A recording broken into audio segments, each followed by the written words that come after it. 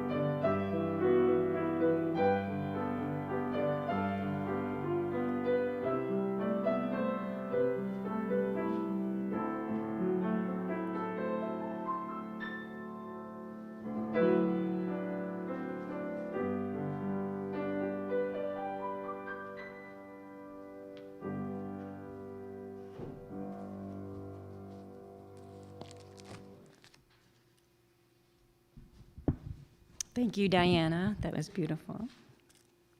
Good morning. Good morning. Welcome to the Universalist Unitarian Church of Farmington. My name's Barb Eglinton. I'm the program moderator. I think everyone, no visitors today. I think I know all of you. You all know me. So, light the chalice with our opening words. We bid you welcome. We do not ask that you believe or expect you to think a certain way, but only that you try to live a kindly, helpful life with the dignity proper to a human being. Welcome all who believe that religion is wider than any sect and deeper than any set of opinions. Welcome all who might find in our friendship strength and encouragement for daily living.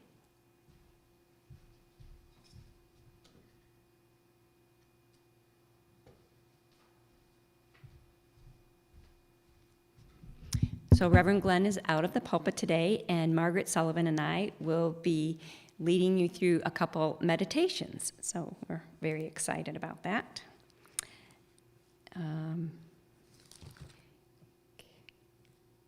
If you have a joy or sorrow to share, you can fill out a blue card that's in the center of the pews, or text it to me. My number is in the order of service, or you can use the microphone at the time. As we begin our service, we remember that our UU principles begin with our pledge to affirm and promote the inherent worth and dignity of all people. We are a welcoming congregation, and we welcome into our community all people of all races, sexual orientation, gender identity, and belief system.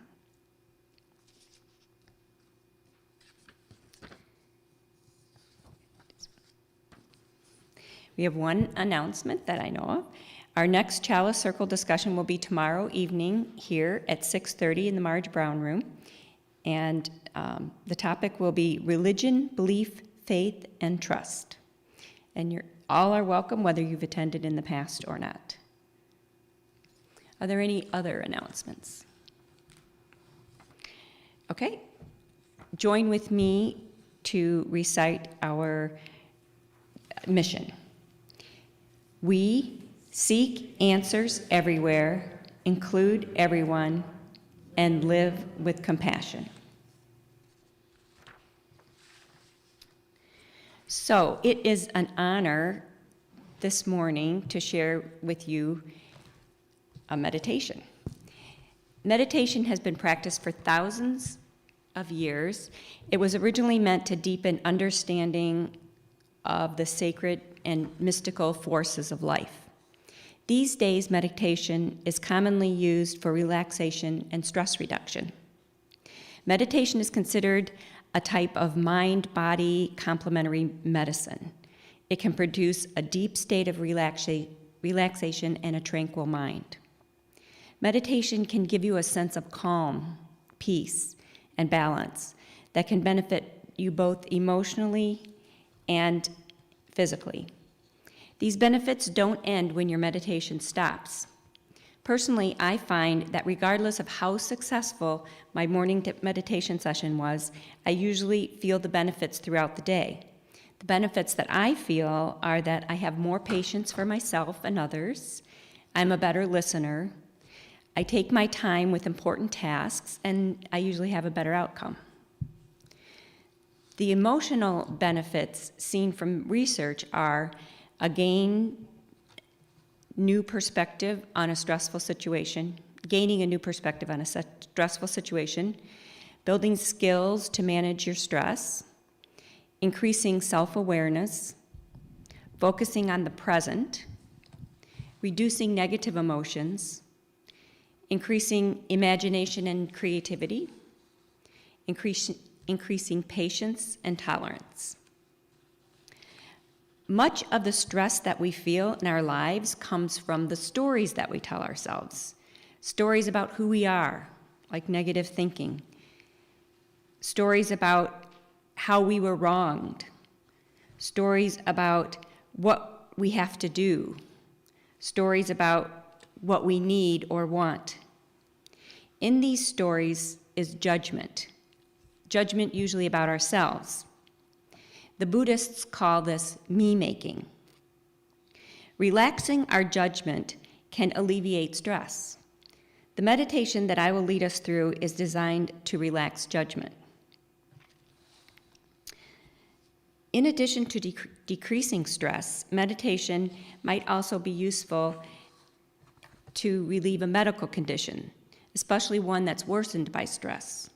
Research suggests that meditation can help people manage symptoms such as symptoms of anxiety, asthma, cancer, chronic pain, depression, heart disease, high blood pressure, irritable bowel syndrome, sleep problems, and tension headaches.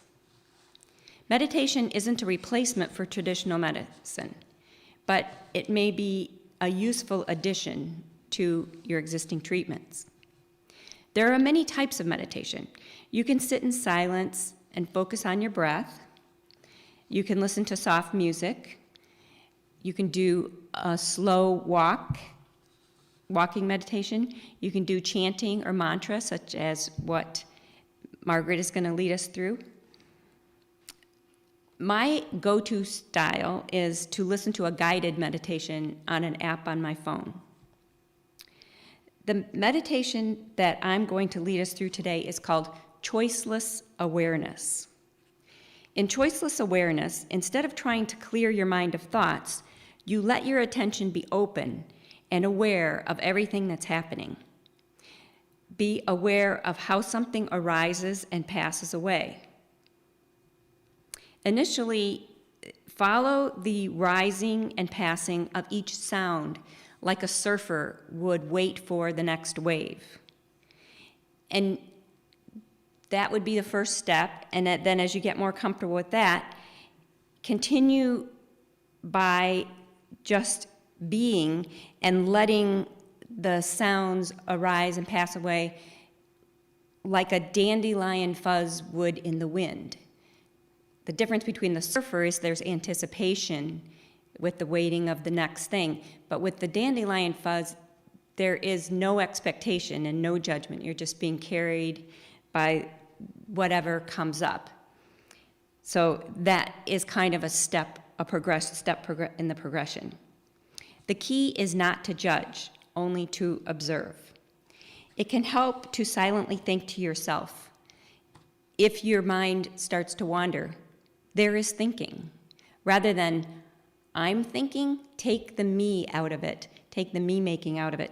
There is thinking, or there is sitting, or there is ringing. Because in this meditation, I'm going to be introducing a lot of different sounds that will be different ringings, and you will hear them. And you can just think, oh, there is ringing. So this practice helps you be present to whatever is happening.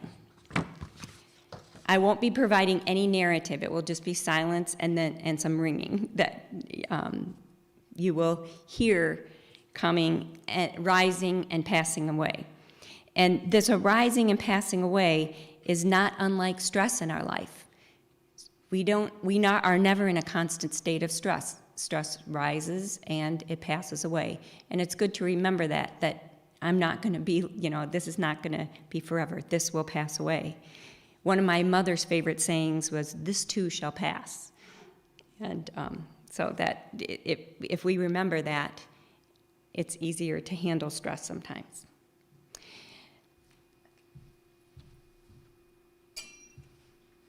So I'm going to ring this tinches one time to begin the meditation, and it will be a 10-minute meditation. During the 10 minutes, I'll be ringing different bells that you'll hear arise and pass away. And then at the end, I will ring this tinches 3 times, so you'll know that that's the end of it. And Diana will begin playing music, so that will also be a trigger. Okay, so I'm going to ring it one time.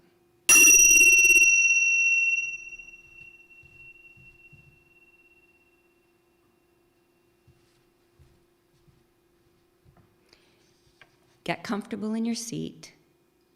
If you're holding on to anything, set it down.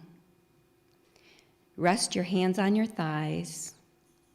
Uncross your legs and place your feet flat on the floor. Sit with your spine upright as if you were royalty sitting on a throne. Now lower your gaze, and if you're comfortable doing so, close your eyes. Now on your own, take 3 deep breaths, breathing in to the count of 4 and out to the count of 8.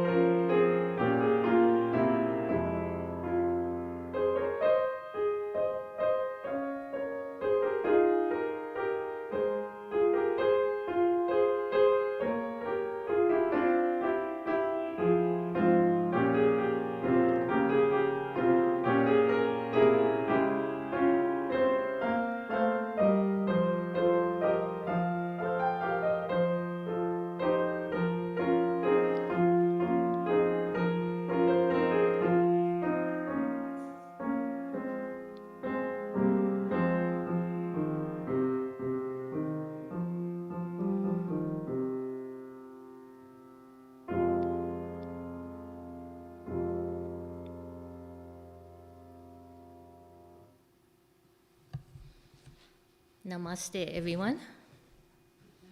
I think everybody has a calm mind by now. My name, if you don't know me, my name is Margaret Sullivan. I have been meditating for a half a century and have been teaching meditation for over 20 years. As Barb mentioned, meditation has many benefits. At the same time, many people have misconceptions about it.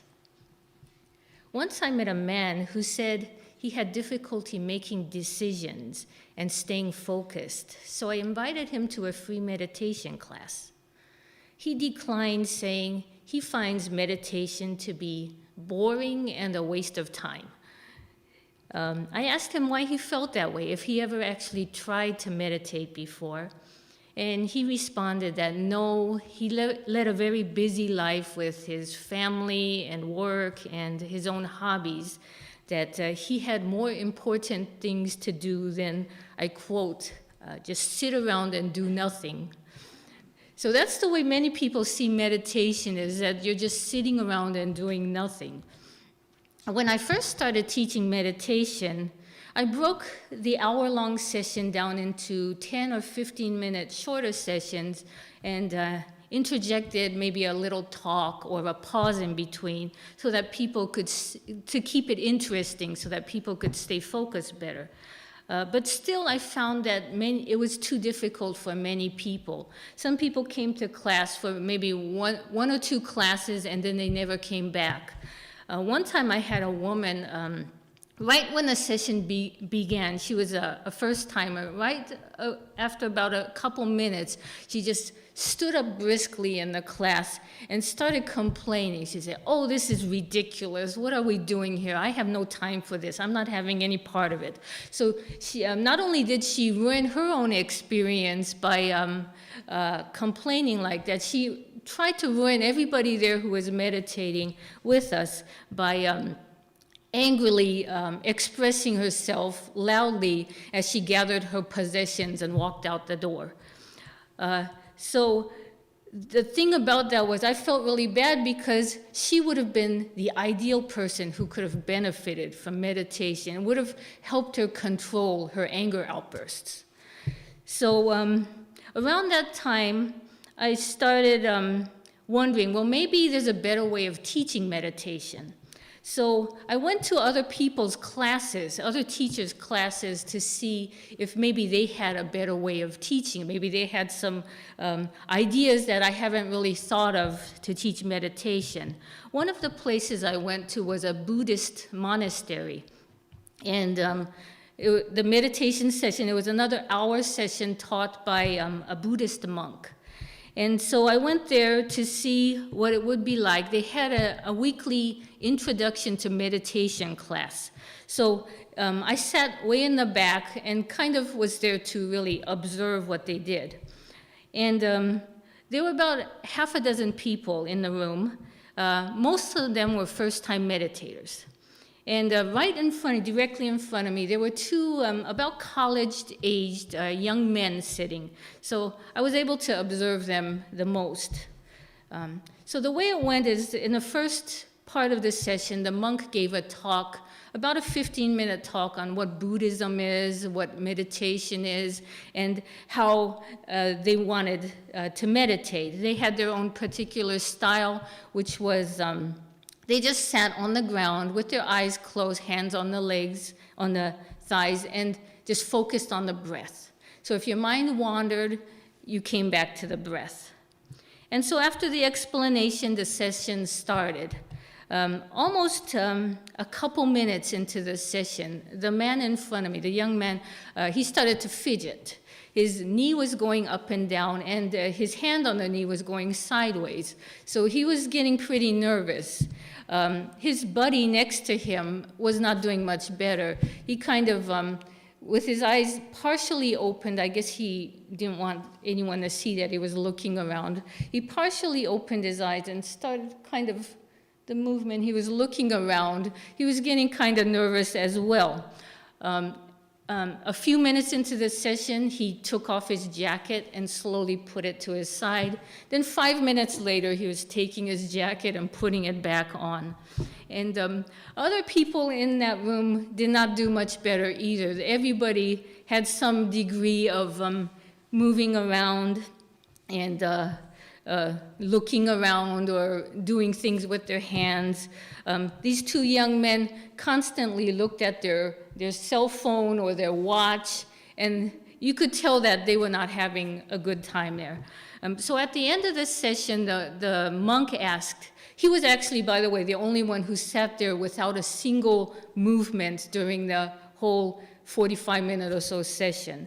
So at the end, he asked everybody, well, how was it? Did it go well for you? What was it difficult? So everybody had their comments. Everybody found it difficult, but these two young men were saying that, yeah, my mind was all over the place. I found this too difficult. I don't think I can do this. So I got a feeling at that point that those two young men would not be coming back.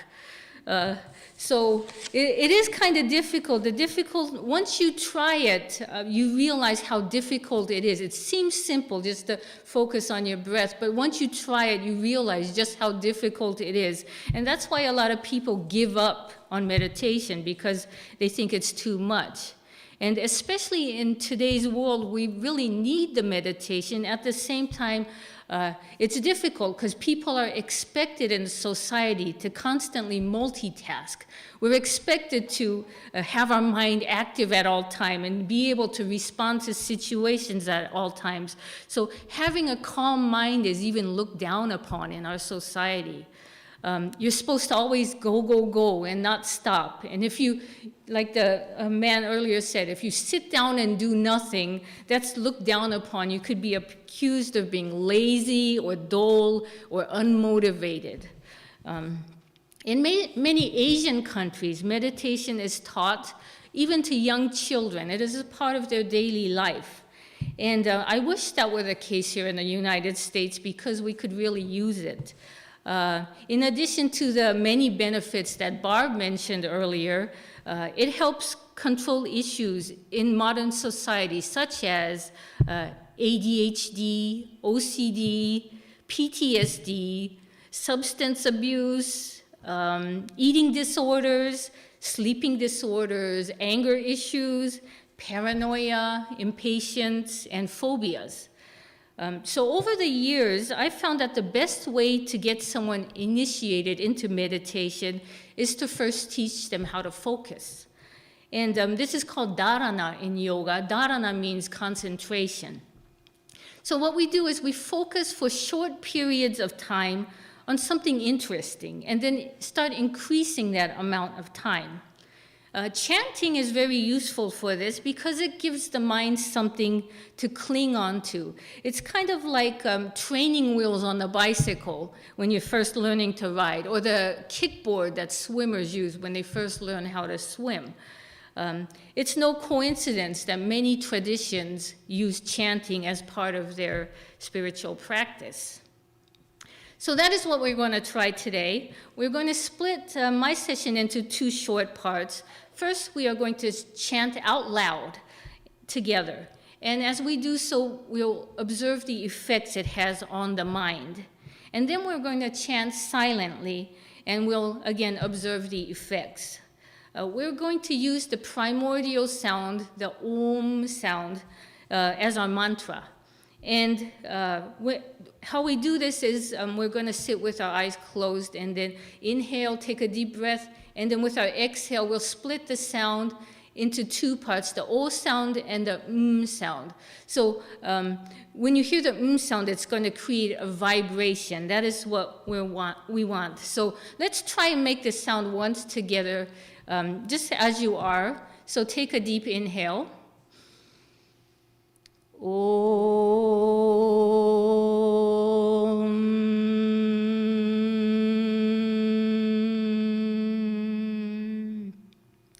So that's what we're going to do. And you could do it out loud. The louder you do it, the more effects you're going to feel. So it's kind of better to try and do it out loud.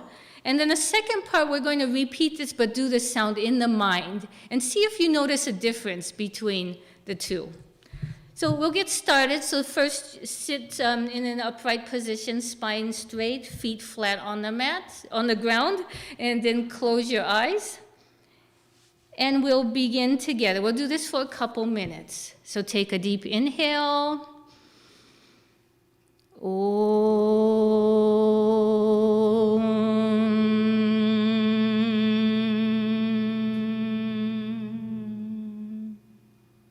Inhale.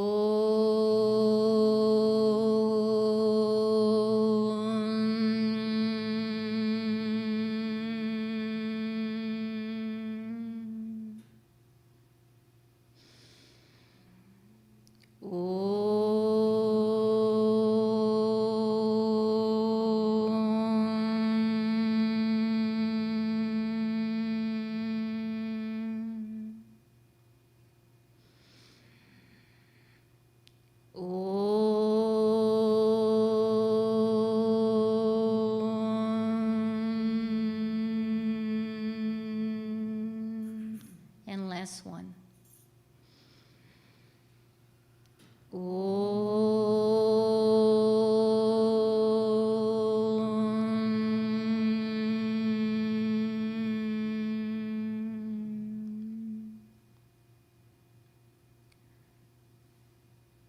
Slowly open your eyes if they're not open already.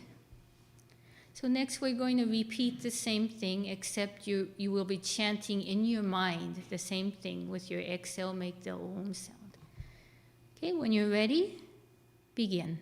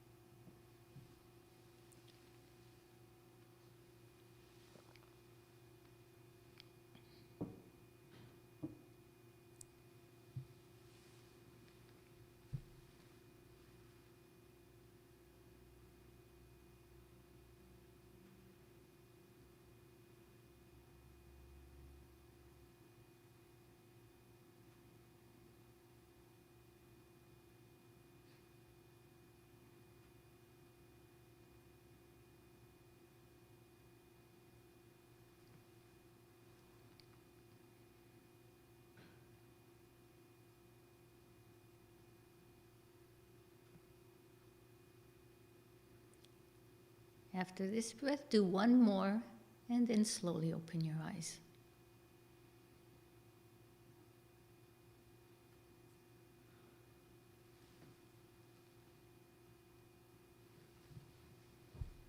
Everyone finished? So let me ask with a show of hands, and don't be shy. How many found that the beginning one, voicing out loud, helped you focus better? Everyone. Everyone. That is usually the case. And I guess I don't have to ask how many people focus better without the sound. The reason is the monkey mind likes to cling on to something. It likes to hold on to something, and whether it's a sound or a beautiful candle, the breath is a little more difficult because it's not something tangible that you can see. But that's why we use a lot of these objects or sounds during meditation. The mistake a lot of beginners make when they try to learn how to meditate is they try to sit for too long of amount of time, like an hour. And when they find that their mind goes all over the place and find it difficult, they feel like they failed, and they get discouraged, and then they quit. So the solution to that, I like to say, give the monkey mind a banana. So give it something, give the monkey mind something to focus on that keeps it happy, that keeps it entertained. Something like I said, the flame of a candle or a sound, anything, or even just staring at a beautiful flower or something with interest, something that you feel that you can look at for hours or even 10 minutes at a time. Or your favorite song, pick a song without lyrics, because the lyrics are going to activate your thinking mind. So some kind of beautiful music without words in it, or like the ancient people did, they used foreign languages like mantras, something that you don't understand the meaning, so you're not focused on the meaning, but your mind still has something to focus on. And the best time to meditate is early in the morning when your mind is still calm. Find a room in your house where you won't be disturbed. It could be just in your bed. When you get up in the morning, sit on your bed. Try to keep the spine straight. That has another effect with your practice. But sit straight with your back straight, eyes closed, and do some kind of meditation. Make a habit out of it to do it every morning, even for 5 minutes. To focus, and you'll be amazed at how much of a difference it makes in your day, how you start your day. And the important thing is to practice regularly. Don't just say, okay, this Sunday I'm going to do an hour of meditation and do it that way. Just even 5 minutes a day, and try to make it a daily practice. The final words are that it is, anyone could learn to meditate. It's a little difficult, but it does take practice. And with a little practice, repeating it every day, you'll soon be meditating like a seasoned monk. Thank you very much today, and namaste.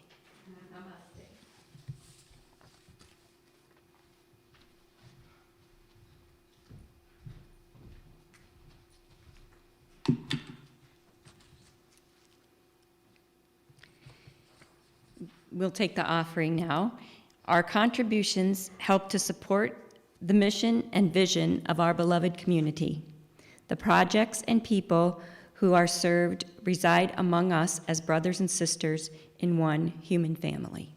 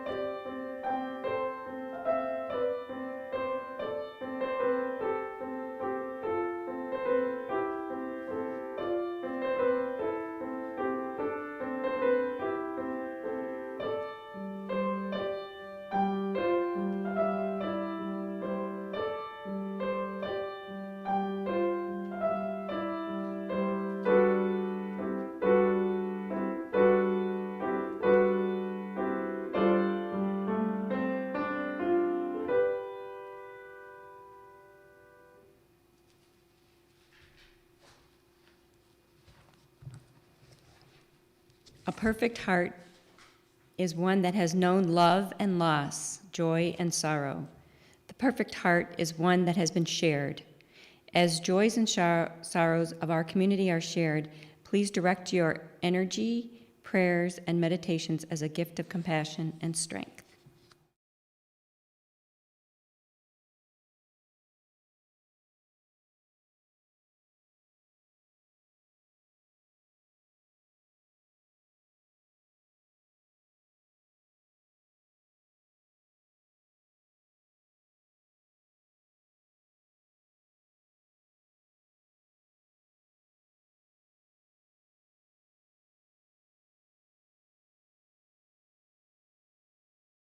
Closing words. We extinguish this flame, but not the light of truth, the warmth of community, or the fire of commitment. These we carry in our hearts until we are together again.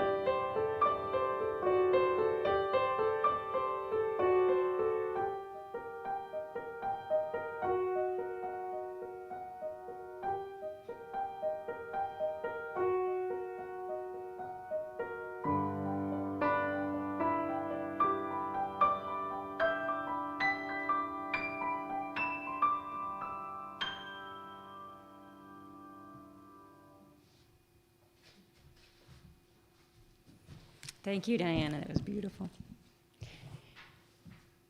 So Margaret and I will hang out if you guys want to talk about your experiences with meditation to each other or to us.